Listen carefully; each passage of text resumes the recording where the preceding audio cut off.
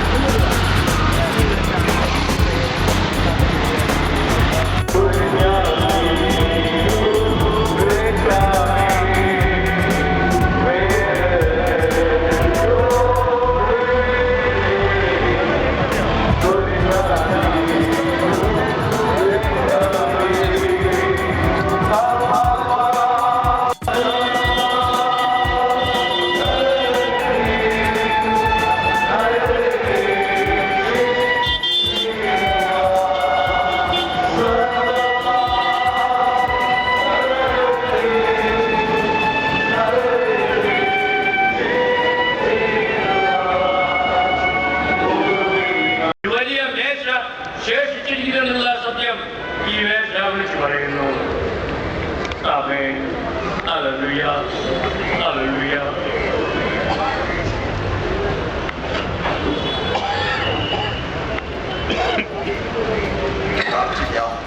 ദൈവമേ, സുരക്ഷനായ പ്രിയ പിതാവേ, ദോഷികളായിരുന്ന ഞങ്ങളെ, അയോഗ്യരായിരുന്ന ഞങ്ങളെ പുത്രന്റെ പരിശുദ്ധ രക്തം കൊണ്ട് വീണ്ടെടുത്ത് കഴുകി വിശുദ്ധീകരിച്ച് വിശുദ്ധന്മാരുടെ മന്ദിയിൽ 1,00,000 രൂപ അദ്ദേഹം ഈ 3 ദിവസത്തിനുള്ളിൽ ഇവിടെ എത്തിച്ചു. He also requested that we pray for the work and the ministry, that God would open many doors to reach many people in that island of Bahamas. ബഹാമാ ദ്വീപുകളില് കർത്താവിന്റെ സ്നേഹം കൂടുതൽ അറിയേണ്ടതിനും ധാരാളം ആളുകൾ കർത്താവിനെ സ്വീകരിക്കേണ്ടതിനുമായി പ്രാർത്ഥനയെ അദ്ദേഹം അപേക്ഷിച്ചിട്ടുണ്ട്. We are going to pray for that island as well. അതുകൊണ്ട് നാം ബഹാമാ ദ്വീപിന് വേണ്ടിയും ഇപ്പോൾ പ്രാർത്ഥിക്കുന്നതാണ്. We are going to pray for an evangelist.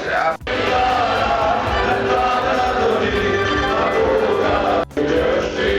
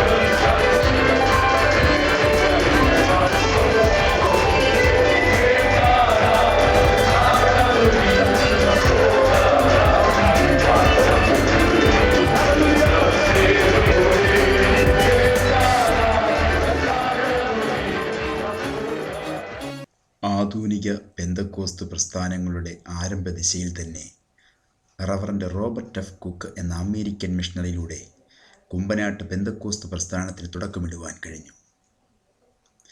IPC സ്ഥാപകനായ പാസ്റ്റർ KE എബ്രഹാം ഇവിടെ ഹെബ്രോൻപുരത്ത് താമസമാക്കിയതോടെ കേരളത്തിലും പുറത്തും കുമ്പനാട് ശ്രദ്ധിക്കപ്പെടുവാൻ ഇടയായി. ഇന്ന് കുമ്പനാട്ട് മർത്തോമ പെന്തക്കോസ്ത് ബ്രദറൻ സഭകൾ ഏറെ ശക്തമാണ്. 88 വയസ്സിലെത്തി നിൽക്കുന്ന IPC കൺവെൻഷനാണ് കുമ്പനാട്ട് ഏറ്റവും ശ്രദ്ധേയമായത്. ഒരാഴ്ചത്തെ കൺവെൻഷൻ ആധുനിക വാർത്താ മാധ്യമങ്ങളിലൂടെ തത്സമയം ലോകം മുഴുവൻ എത്തുകയാണ്. ഞായറാഴ്ച ആരാധനയോടെ പ്രത്യാശാ ഗാനം പാടി ഒരാഴ്ചത്തെ കൺവെൻഷൻ സമാപിക്കുമ്പോൾ വിദേശത്തും ഇന്ത്യയുടെ വിവിധ ഭാഗങ്ങളിൽ നിന്നും ലക്ഷത്തോളം ആളുകൾ വിവിധ മീറ്റിങ്ങുകളിൽ പങ്കുകൊണ്ടിരിക്കും.